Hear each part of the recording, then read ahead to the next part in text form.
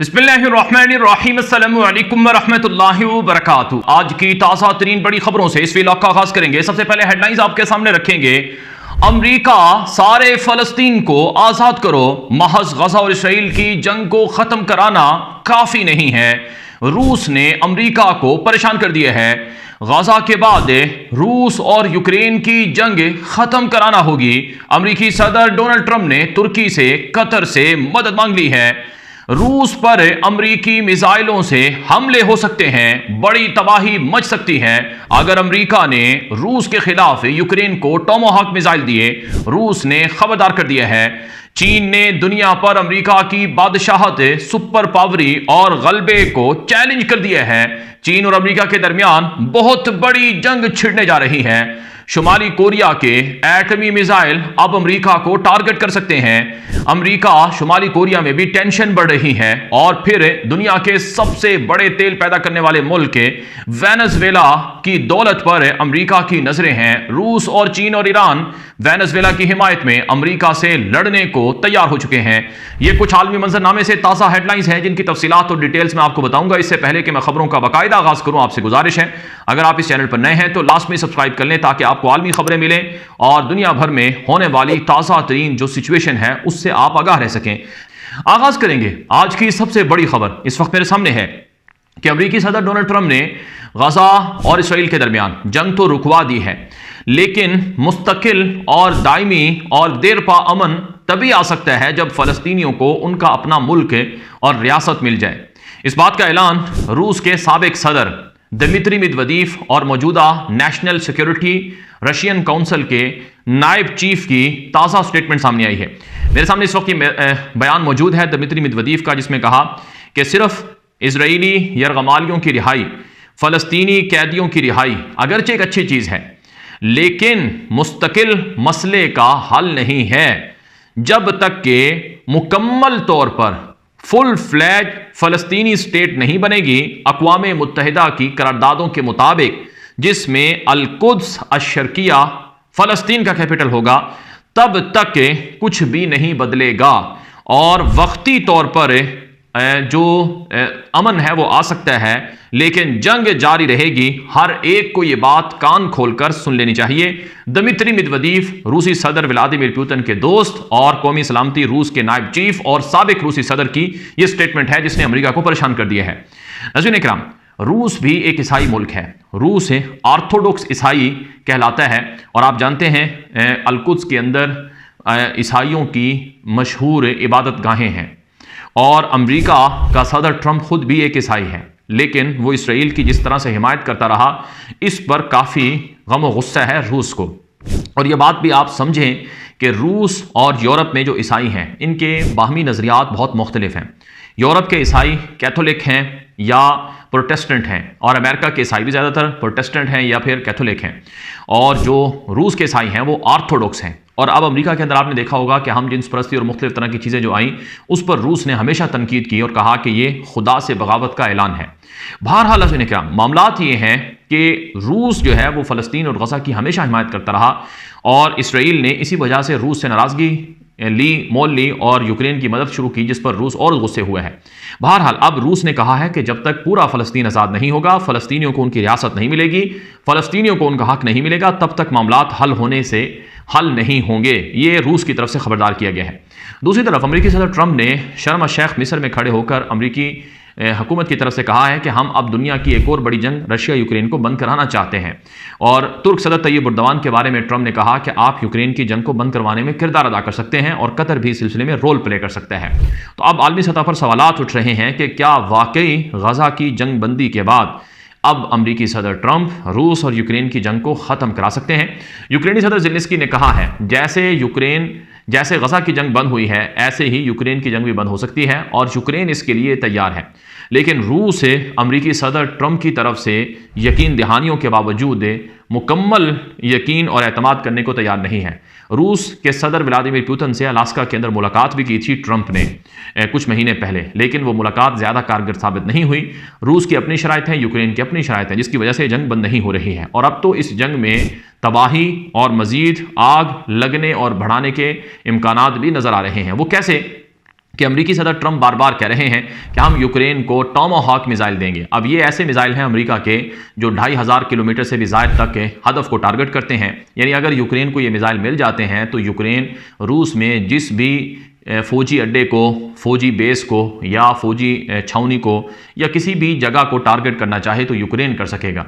जाहिर है जब अमेरिकी मिसाइलों से रूस के अंदर हमले होंगे तो रूस जवाबी तौर पर कार्रवाइयाँ करेगा और रूस फिर अमेरिकी फौजी अड्डों को जो यूरोप में हैं या फिर मशरिक़ वस्ता में है उनको निशाना बना सकता है और ये फिर दुनिया में अमेरिका और रूस की बराह रास्त जंग का ऐलान होगा और यह एटमी जंग और आलमी जंग, तीसरी आलमी जंग का भी एक तरह से आगाज होगा। इसलिए रूस की तरफ से खबरदार किया गया है कि अगर अमेरिका ने यूक्रेन को टॉमाहॉक मिसाइल दे दिए, अगर अमेरिका की तरफ से वो मिसाइल यूक्रेन ने रूस के अंदर इस्तेमाल किए तो फिर उसकी बड़ी भारी कीमत अदा करना पड़ेगी अमेरिका को और उससे तबाही और उससे बर्बादी आएगी। याद रहे अमेरिका से असलहा लेकर यूरोपीय ममालिक धड़ाधड़ यूक्रेन को दे रहे हैं और यूक्रेन वो असलहा रूस के अंदर इस्तेमाल कर रहा है। अभी आज भी एक ताज़ा खबर छपी है कि क्रीमिया जजीरा जो रूस ने यूक्रेन से 2014 में छीना था, वहाँ पर एक ऑयल रिफाइनरी थी, ऑयल डिपो था रूस का, उस पर ड्रोन अटैक हुआ है यूक्रेन की तरफ से जिसमें काफ़ी नुकसान हुआ है। और पिछले 2-3 महीनों में रूस के तेल के कुओं पर, तेल की फैक्ट्रियों पर और ड्रोन फैक्ट्रियों पर, असलहे की फैक्ट्रियों पर शदीद हमले यूक्रेन ने किए हैं जो अमेरिका और यूरोप की मदद के बगैर नामुमकिन थे और उससे रूस की तेल की सप्लाई 20 से 25% से भी ज़्यादा कम हुई है और बिलियंस ऑफ डॉलर का नुकसान रूस को उठाना पड़ा है। यही वजह है कि रूस के हमले भी यूक्रेन पर बड़े हैं और रूस रोज़ाना 300, 400, 500 मिसाइलों से, ड्रोन से हमले कर रहा है और रूस के हमले अब यूरोपीय मुल्कों के अंदर भी हो रहे हैं। यूरोपीय मुल्कों से मुराद है मशरकी यूरोपीय बाल्टिक स्टेट्स जो रूस के बॉर्डर के साथ जुड़ी हुई हैं। खुलासा कलाम यह है कि रूस और यूक्रेन के दरमियान जारी जंग 1325 दिन गुजरने के बावजूद चौथा साल दाखिल होने वाला है। यह जंग अब भी बरकरार है और यह जंग अब भी बढ़ती हुई नजर आ रही है और इसके शोले बुलंद हो रहे हैं और यूरोप और अमेरिका के दरमियान, यूरोप और अमेरिका और रूस के दरमियान अब आमने सामने ये जंग बनती हुई नजर आ रही है।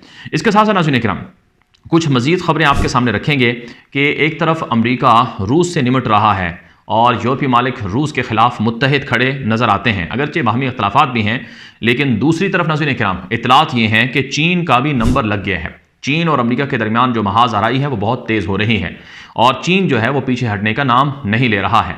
अमेरिकी सदर ट्रंप ने चीन के ऊपर 100% से ज़ायद टैरिफ लगा दिया जिससे यूरोपीय जो स्टॉक मार्केटें हैं, अमेरिकी स्टॉक मार्केट है, उसमें शदीद किस्म की तनज़ली देखी गई और वो काफ़ी क्रैश हुई और बिलियंस ऑफ डॉलर का नुकसान हुआ कंपनियों को।